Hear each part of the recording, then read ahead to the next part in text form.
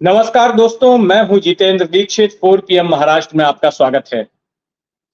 महाराष्ट्र में एक ऐसा पुलिस वाला है जो एक मुसीबत से दूसरी मुसीबत में फंसता है और इससे पहले कि वो किसी मुसीबत से बाहर निकल पाए, कुछ और ऐसा कर देता है कि खबरों में आ जाता है, लगातार खबरों में बना रहता है। मैं बात कर रहा हूं सचिन वाजे की। सचिन वाजे का नाम आपने सुना होगा। वैसे तो सचिन वाजे मुंबई पुलिस का एक अदना सा असिस्टेंट पुलिस इंस्पेक्टर था, लेकिन वो अब से 2 साल पहले पूरे देश में चर्चित हो गया था। एंटीलिया केस आपको याद होगा। जी हाँ, वही केस जहां पर दुनिया के सबसे अमीर आदमियों में से एक मुकेश अंबानी के घर के नीचे विस्फोटकों से भरी एक स्कॉर्पियो गाड़ी पार्क हो गई थी।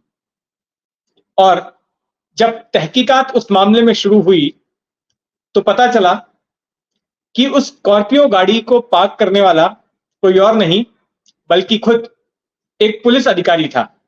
और वो पुलिस अधिकारी भी कोई और नहीं बल्कि वही अधिकारी जो कि इस मामले की जांच कर रहा था, जिसको उसकी जांच सौंपी गई थी। तो ये अजब गजब कहानी है सचिन वाजे की।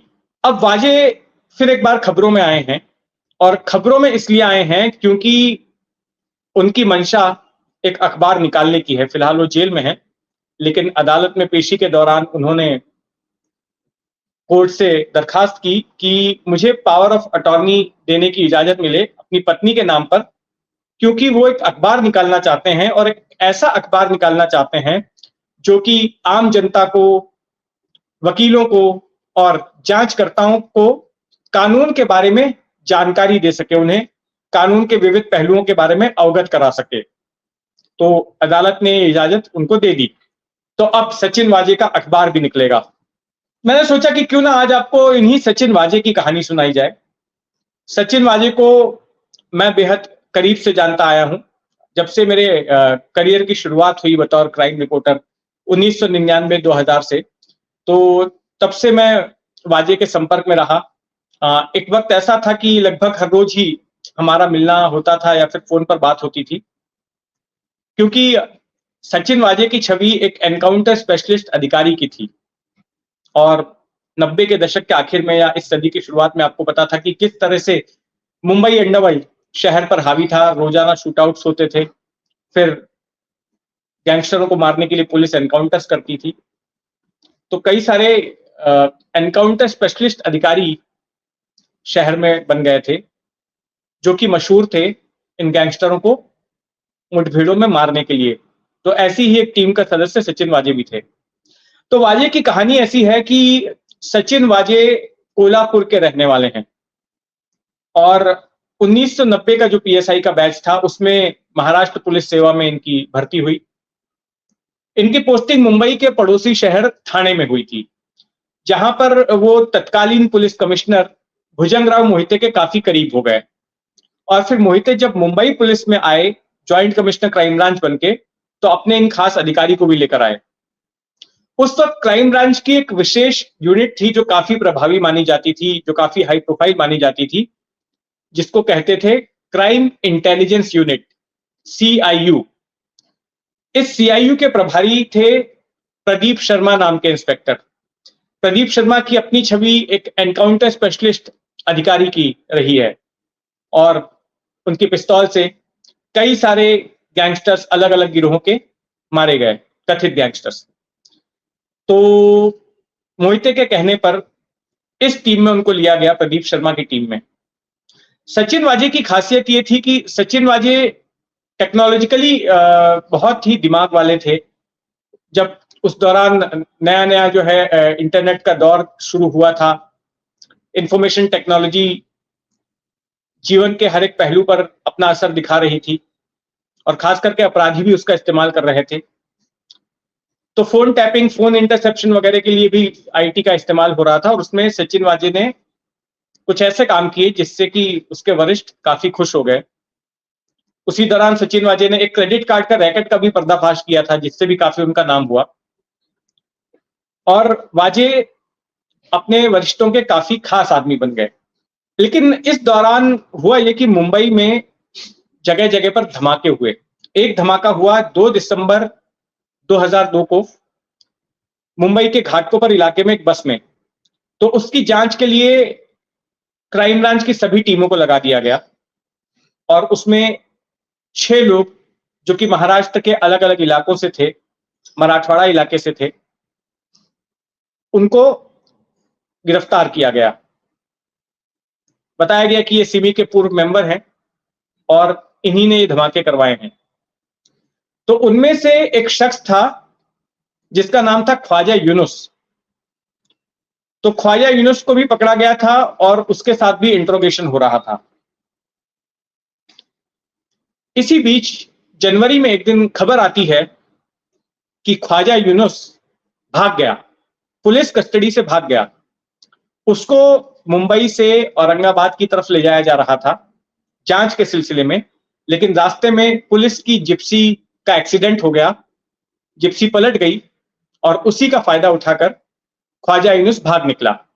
ये तो कहानी पुलिस ने मीडिया के सामने परोसी, लेकिन मामला गड़बड़ था।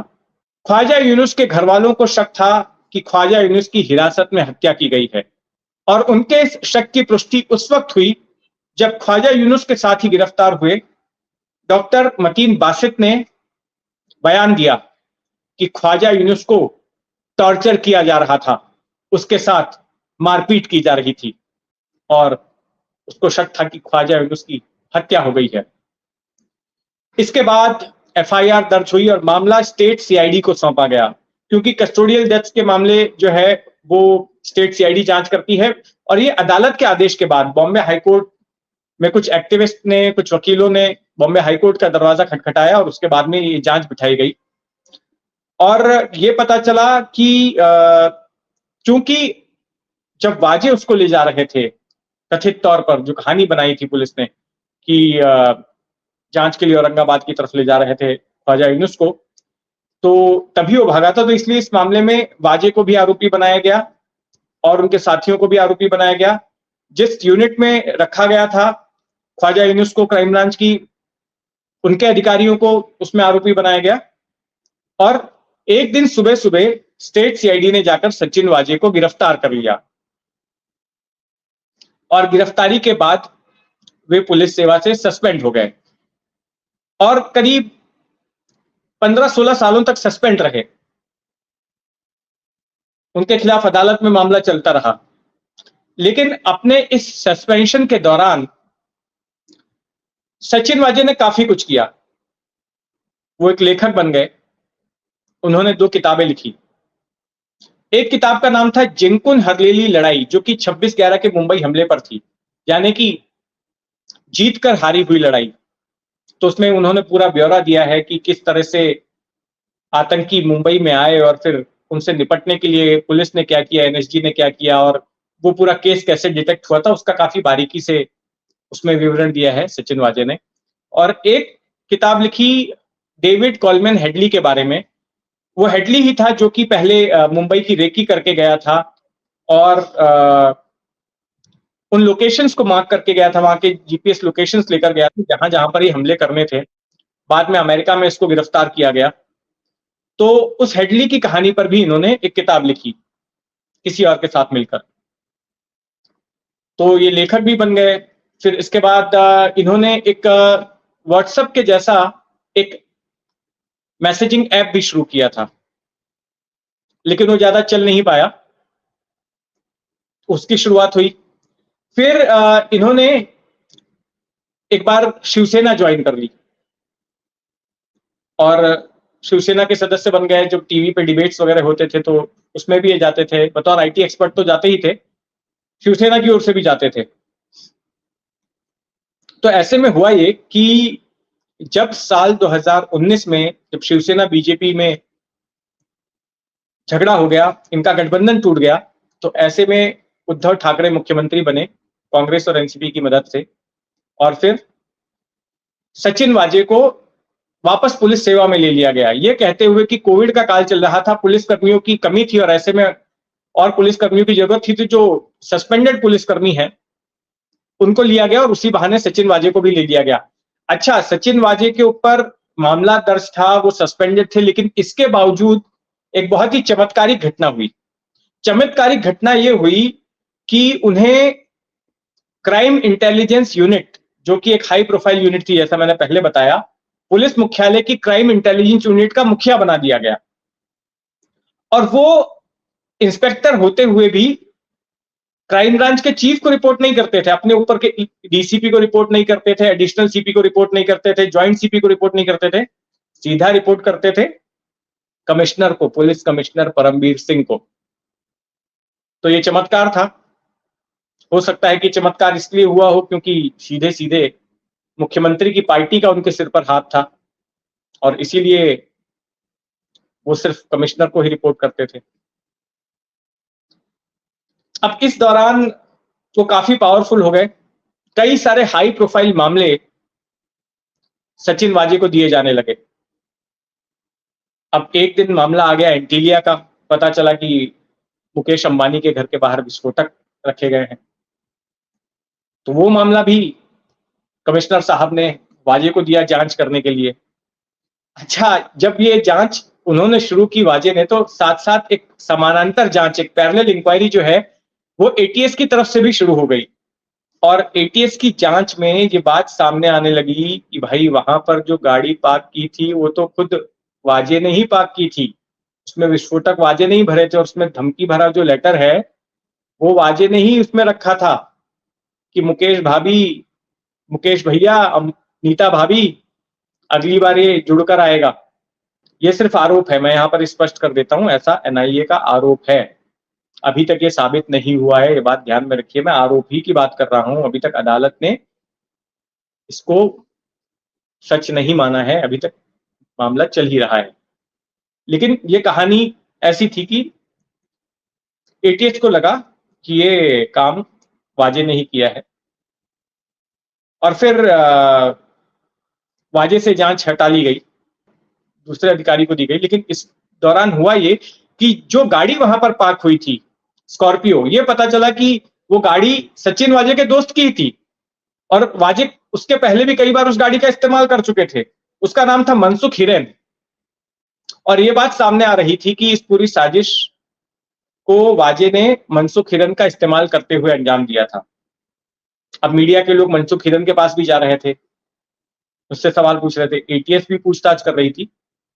और ऐसे में आरोप है कि वाजे को लगा कि उनकी पोल खुल सकती है। तो फिर वाजे ने कथित तौर पर अपने पुराने बॉस से संपर्क किया, एनकाउंटर स्पेशलिस्ट अधिकारी से, जिनकी टीम में वो काम करते थे, और फिर उनकी मदद से मनसुख हिरेन की हत्या करवा दी जाती है, ऐसा आरोप है। हत्या करवा के सचिन वाजे का जहां घर है वहां से ही कुछ किलोमीटर के फासले पर मुमरा की खाड़ी है, उस खाड़ी में मनसुख हिरेन का शव बरामद होता है और उनके मुंह में बहुत सारे रुमाल ठूसे हुए होते हैं। तो जब ये सारे घटनाक्रम हो रहे होते हैं तो इस दौरान एनआईए मामले की जांच अपनी हाथ में ले लेती है, क्योंकि मामला आतंकवाद से जुड़ा हुआ शुरुआत में लग रहा होता है, विस्फोटकों का भी इस्तेमाल उसमें किया जाता है। तो एनआईए जांच शुरू करती है। एनआईए वाजे को हिरासत में लेती है और फिर प्रदीप शर्मा को हिरासत में लेती है इस आरोप में कि उन्होंने हत्या करवाई मनसुख हिरेन की। हालांकि काफी महीनों तक जेल में रहने के बाद प्रदीप शर्मा को तो जमानत मिल गई है, वे बाहर आ गए हैं, लेकिन वाजे अभी भी जेल में ही हैं। और जेल में रहते हुए ही उन्हें यह आइडिया आया कि वो अखबार निकालें और कानून के बारे में लोगों को जानकारी दें, लोगों को जागरूक करें।